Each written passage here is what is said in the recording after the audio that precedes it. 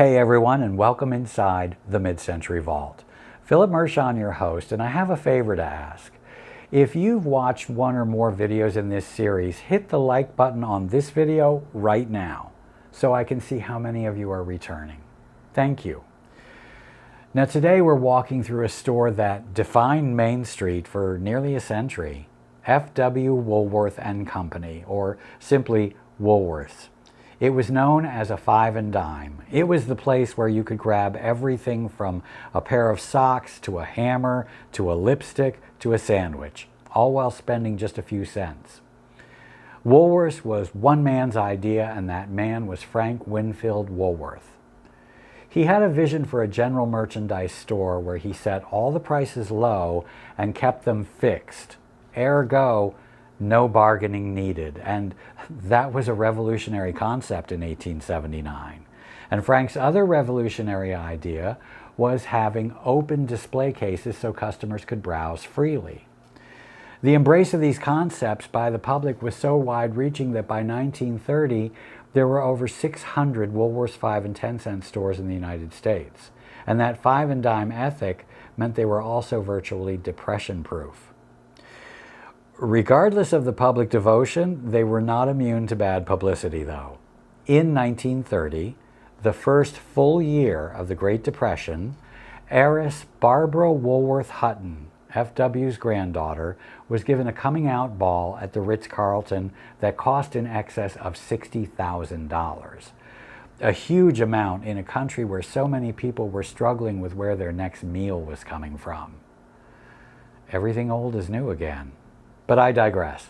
The press jumped all over this insensitive display of wealth, and it ignited an antagonistic relationship with the press that sure wouldn't improve any when she married film star Cary Grant a dozen years later in a union the media referred to as cash and carry. Now, back to the stores themselves. What did Woolworths provide? Well, grab your Woolworths shopping basket and let's go. It was the original one-stop shop for the masses. You could buy school supplies, hardware, cosmetics, housewares, toys, and holiday decorations. Crazily enough, I remember that our local Woolworths had a pet department that sold goldfish, gerbils, hamsters, parakeets, and turtles. But for some reason, what I always remember the most were those looms with the little cotton loops that you would make potholders with for your mom on Mother's Day. Because nothing says I love you and appreciate you, Mom, like a potholder. But probably the best remembered feature of the place was you could eat there. The Woolworths lunch counter became an iconic part of the American landscape, serving up everything from pie and coffee to full meals for a reasonable price, while providing a space for socializing right in the heart of town. Look at this Salt Lake City Woolworths boasting the longest lunch counter between Chicago and the Pacific Coast. But wait, here's LA weighing in to claim the largest lunch counter in the world. And as we've been told, everything's bigger in Texas, and Houston insists that it has the largest Woolworths store in the world. Who says size doesn't matter?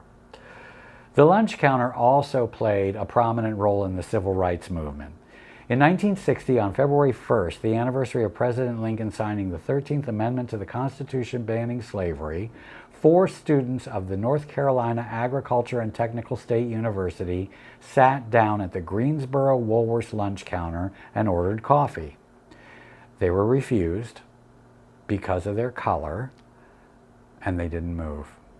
This simple, elegant act, this sit-in, was just the beginning.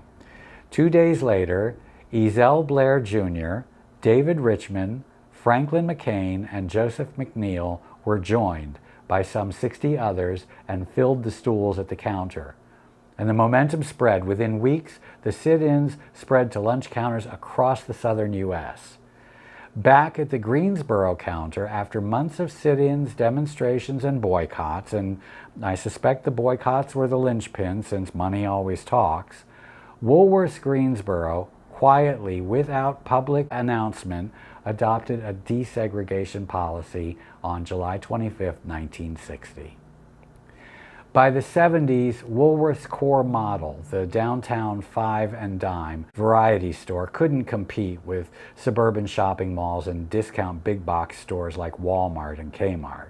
The final blow came in 1997 when the company announced it was closing the last of its 400 remaining FW Woolworth stores in the United States. Now, does Woolworth still exist in any form? In a way, but not really. Vague enough for you? The parent company didn't vanish, it rebranded. It had started investing in specialty retail, most successfully with its athletic footwear division. And in 2001, the corporation officially changed its name to its most profitable brand, Foot Locker, Inc. So, while the classic red-fronted dime store is no longer, its legacy is around in the Foot Locker at your local mall. Now, I'm filming this episode at the end of October of 2025, and just last month, Dick's Sporting Goods completed its acquisition of Foot Locker. Though Foot Locker will retain its branding in the retail space, which explains my in a way but not really comment. Oh, and speaking of comment, if you've watched the video this far, leave the comment 5 and dime. It's a quirky and secret way to let me know how many people watched till the end. And that comment will also help the engagement algorithm tool. Well, that's it for this one, gang. Please like and subscribe for more mid-century history adventures. Thanks for watching, and until next time, live a little. Order the grilled cheese and the banana split.